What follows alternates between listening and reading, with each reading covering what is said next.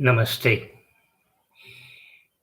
Welcome to the series of talks on Hastha Yoga, that is, yoga through hands. This is the talk number 6. In the earlier 5 talks, the speaker has examined the difference between kriyas and asanas. Now, in this talk, we will examine the importance of bandhas. What is a bandha? Bandha is also an integral part of Hatha Yoga, but it is not to be confused with the mudras and kriyas and asanas. Bandha actually stands for lock or bond or fetter. It is an internal lock of the body in the Hatha Yoga. It is done only by doing a pranayama, not while performing asanas. There are 3 bandhas: Mula Bandha, Udiyana Bandha, and Jalandhara Bandha. All these 3 bandhas are related to a particular part of a human being, particular part of our body, where the breath after inhaling is arrested. As a result, what happens? The blood circulation stops when this lock is performed. After a few seconds, when the lock is released, the blood moves, circulates with fresh energy. It removes or ejects all bad bacteria, bad germs. Eventually, the old and bad blood dies, giving space to the new blood. This is what exactly happens when bandha is performed. But it should be done only while doing pranayama. Let's take the first bandha, Mula Bandha. This Mula Bandha is directed to a particular flex. It's located at the pelvic muscles. What happens as we breathe in,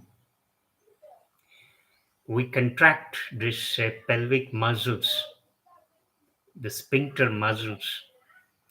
It's like this, we pull, which means that the air is sucked inside. It doesn't escape through the hole of the anus. So the air is sucked in, and the sphincter muscles are completely contracted so that the air cannot escape. And after performing the Mula Bandha, we can also simultaneously do the Udiyana Bandha. It is directed to the abdomen, the stomach, where just below the navel, the muscles, the stomach muscles are contracted inside. Thereby, the air is sucked inside. So, in the Mula Bandha, the air is sucked and it is retained there and it is pulled up into the stomach. So the stomach is contracted almost up to the diaphragm. In the Jalandhar Bandha, while it is directed to the throat, where we block the two nostrils and then bend our neck and see that the chin touches this collarbone. So the air is locked there. So the air is locked in between the throat and the pelvic muscles. So the air is there. When the air is arrested, so what happens? The blood circulation also comes to a resting position. The blood circulation will not be there when these three bandhas are simultaneously performed. And we cannot remain in that position, in that lock position, for a few seconds, say 10 to 15 seconds, not more than that, because it will be very strainful. Sometimes it is disastrous to the body, it is very fatal. So the lock cannot be performed beyond 10 to 15 seconds. Then after that, we release this throat lock. This is Jalandhar Bandha.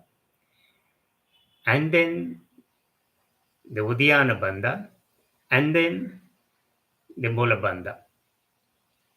So while releasing, it starts from the throat, moves down to the abdomen, and then to the bottom of pelvic muscles. While locking, we start with the Mula Bandha, move to the Uddiyana Bandha, and then throat lock, that is Jalandhar Bandha. So these three locks are most important locks that most sadhakas, many sadhakas perform while doing a pranayama. And remember, these bandhas have to be performed only in empty stomach. The best time is the early morning after attending calls of nature and undergoing the kriya process. Then after performing the asanas, when we move to the pranayama, after doing the Nadi Soda pranayama, that is Anuloma Viloma pranayama, the body gets prepared for this lock. So we can do these three bandhas at the end of doing pranayama. Well, the purpose is to generate the energy, revitalize our energy, the internal energy, revitalize the body with fresh energy, so that the whole body gets purified. The whole body is filled with fresh blood, fresh energy. And this way, the whole system is purified. But a note of caution to the listeners that these bandhas should not be done on your own. You need a master, a trained master, an experienced master, yoga master. If you do it all by yourself, by watching the videos, it will be very fatal to your body. Sometimes it takes away your life too. So therefore, these bandhas have to be performed under the guidance of an experienced master. Otherwise, you can be satisfied with the simple pranayama or deep breathing exercises and do not go to these bandhas until you master this simple pranayama, that is anuloma and viloma, and deep breathing exercises. When you get perfection in these two forms of pranayama, you can move to these bandhas at the end. But remember, do not do these bandhas without the guidance, without the direction of an experienced yoga master. The purpose of performing these bandhas is to revitalize the body with the fresh energy. As these three bandhas are simultaneously performed, the blood circulation inside the body gets arrested for a few seconds. And what happens during this process, the bad and the old blood gets destroyed. And when the locks are released, the blood circulation increases. It just flushes, and that blood is a purified blood. And that purified blood goes to all parts of the human body. And as the purified blood goes to the all parts of the human body, the whole human body gets rejuvenated. This is the way how the whole system gets purified. And as a result of this, no disease will come to you. You gain more resistance power. Your body gets immunized. You develop a great degree of immunity in your body. And you can heal yourself without taking the help of any physician outside. So you become disease free. Even the chronic diseases can be cured by these bandhas. But they should be done under the guidance of an experienced yoga master. We will meet in our next video and examine the mudras. So in all these 6 talks,